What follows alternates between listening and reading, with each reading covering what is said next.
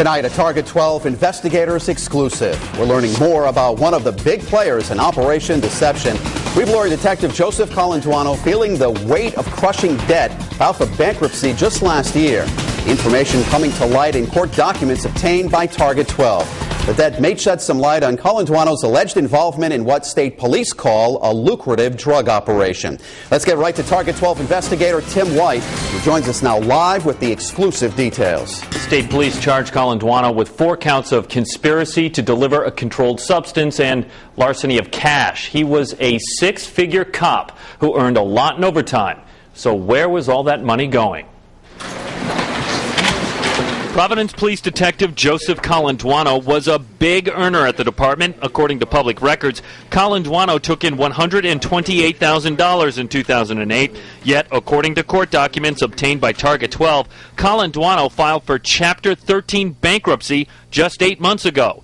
Records show Colanduono and his wife had 21 credit cards with a total balance of $138,000. Add in a second mortgage on his home and a car loan, and Colanduono had debts totaling $412,000. No question about it. These folks have an extraordinary amount of debt. We had consumer attorney Chris Lefebvre pour over the documents. Clearly, $100,000 in debt is a lot of debt for anyone to handle, regardless of the income.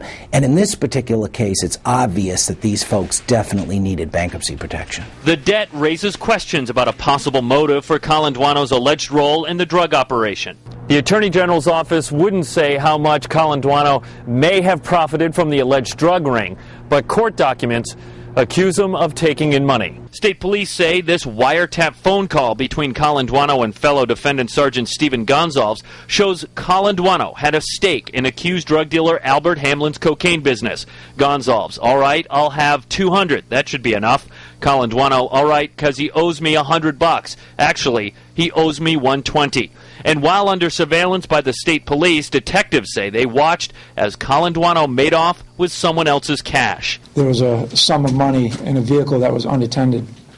He then acted, responded to that vehicle, withdrew the money. Investigators won't say how much money was taken, but say that stunt tacked on a charge of larceny over $500. Lefebvre says Colanduono's arrest will mean big problems for his bankruptcy case. Devastating. I mean, Chapter 13 cases, it's a fundamental principle that you have to be a wage earner, which could mean that these folks could be homeless and lose their house. Colanduono has been suspended without pay pending the outcome of this criminal case if he is convicted of a crime. Colanduono, with more than 21 years on the force, stands to lose his pension. Live with the Target 12 investigators, Tim White, Eyewitness News.